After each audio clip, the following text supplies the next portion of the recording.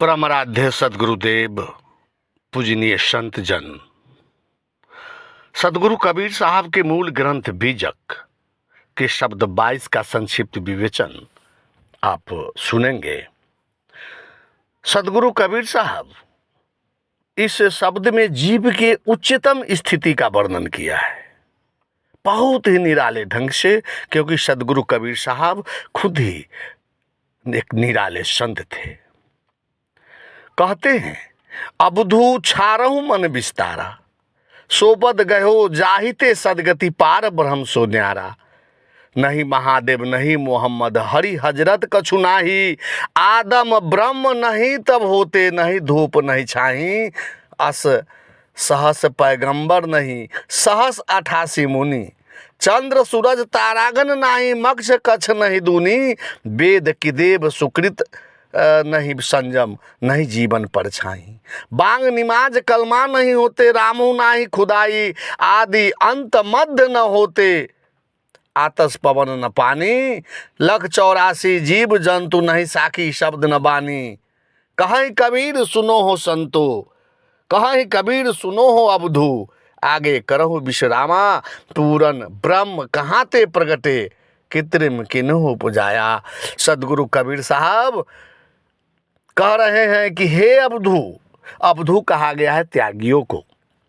हे अबधू, हे त्यागियों, अपने मन में जो तू फैलाव बना रखा है विभिन्न ईश्वर परमात्मा देवी देवताओं का, उस विस्तार को छोड़ो और अपने अंतर्घट में निज स्वरूप चेतन राम की स्थिति ग्रहण करो, जिससे तुम्हें दृश्य जगत एवं भव बंधन से छुटकारा मिल जाएगा। और इस स्थिति को प्राप्त कर लेने के बाद, यानी तुम अपने मन में जो विस्तार कर रखे हो, उसे उस पार ब्रह्म से, जो कल्पनातीत पार ब्रह्म है, कल्पना किए हुए पार ब्रह्म है, उससे वो न्यारा है।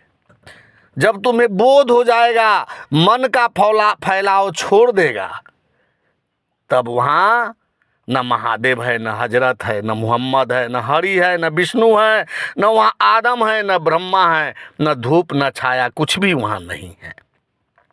यहाँ तक कि 80,000 पैगंबर, 88,000 ऋषि मुनि एवं न वहाँ चांद सूरज तारागण मत्स्य कच्छप, किसी भी प्रकार के 24 अवतार वहाँ नहीं है। न वहाँ वेद है, न किताब है, न स्मृति है, न धर्माचरण की कोई गुंजाइश नहीं है। नहीं महादेव नहीं मोहम्मद हरि हजरत कछु नाही, आदम ब्रह्म नहीं तब होते, नहीं धूप नहीं छाही, कुछ भी वहाँ नहीं है। मान लो कि आज से 600 बरस पहले कबीर साहब आए थे, उससे पहले तो कबीर साहब नहीं थे। ईसा से 600-500 बरस पहले गौतम बुद्ध आए, उससे पहले बौद्ध धर्म नहीं था। जब यह उसके 400 बरस के बाद ईसाई धर्म आया, उससे पहले ईसाई धर्म नहीं था। उसके बाद जो है इस्लाम धर्म आया, लेकिन उससे पहले इस्लाम धर्म नहीं था। राम के जन्म से पहले राम नहीं था, कृष्ण के जन्म से कृष्ण नहीं था, फिर भी यह धर्म था, पृथ्वी थी, सृष्टि थी। इसलिए जो मन में फैलाव जो रखे हो, इस फैलाव को छोड़ दो, तब तुम वहाँ पहुँचोगे। कहते हैं कि वहाँ पर बांग नमाज कलमा की न कोई बात है, न राम तथा खुदा की बात है। वहाँ शुरू बीच तथा आखिर की बात नहीं है, न वहाँ आग हवा तथा पानी होने का प्रश्न न है, न वहाँ 84 लाख योनि की गुंजाइश है। सदगुरु कबीर साहब कहते कि मन का विस्तार का अंत होने पर, मन समाप्त होने पर तो दृश्यों की शून्यता रहती है, बस वहाँ रह जाता है निज स्वरूप चेतन तत्व आत्मा राम। यही सदगति है, यही मोक्ष पद है। कबीर साहब कहते हैं कि यदि इसके आगे तुम किसी पूर्ण ब्रह्म का विचार करते हो, तो मैं तुमसे पूछता हूँ कि वह कहाँ से प्रकट हो गया, उस कृत्रिम को कौन पैदा किया, इस पर विचार करो। उसकी कल्पना करने वाले तुम स्वयं हो।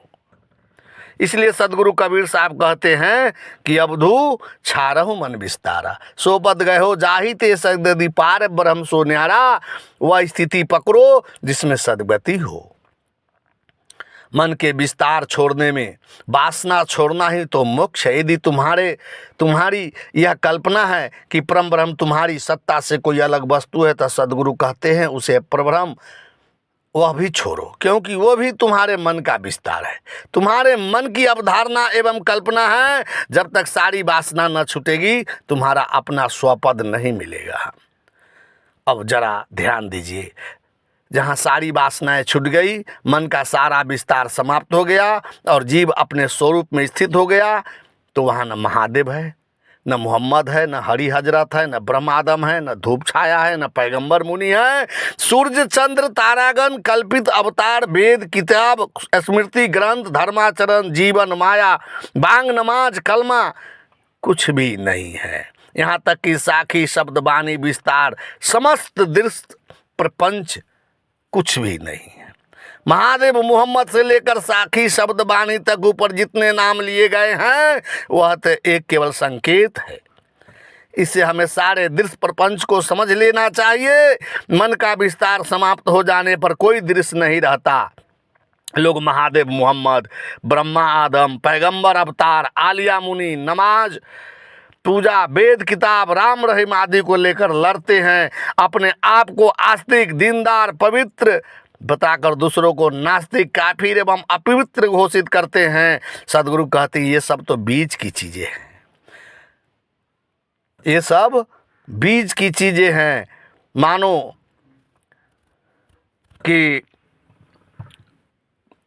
हम किसी दूसरे लोक में चले जाए, किसी ग्रह में प्राणी हो, मनुष्य हो और हम वहाँ चले जाए, तो क्या हमें वहाँ वेद पाठ, कुरान पाठ, बाइबिल पाठ, रामायण गीता का पाठ मिलेगा? क्या वहाँ राम कृष्ण ईसा मोहम्मद कोई जानता होगा? क्या वहाँ हमारी पृथ्वी के धार्मिक रस्मों रिवाज होंगे? सब उन सब के कुछ अपने नियम एवं शब्द संस्कार होंगे, परंतु यदि वह विकसित है तो असली धर्म वहाँ भी वही होगा जो यहाँ है। इसलिए सदगुरु कबीर साहब कहते हैं कि मन के विस्तार को छोड़ो, और इस शब्द की अंतिम 2 पंक्तियों में सदगुरु बतलाते हैं कि वासना रहित कहीं कबीर सुनो हो अवधु आगे करहु विश्वासा, पूर्ण ब्रह्म कहाते प्रगटे।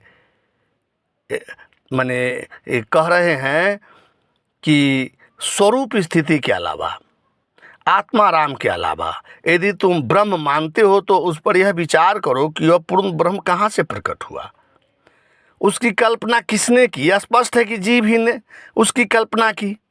इसका विस्तार विवेचन के लिए सदगुरु कबीर साहब इसी बीजक ग्रंथ में कहे हैं कि शब्द कहाँ से, शब्द बरा की जीव बरा, ब्रह्म बरा की जहाँ से आया, निज स्वरूप से भिन्न ब्रह्म मानकर उसे कृत्रिम बना दिया जाता है। कृत्रिम का कोई कर्ता होता है, कृत्रिम ब्रह्म का मनुष्य जीव ही करता है, तो कृत्रिम किन उपजाया।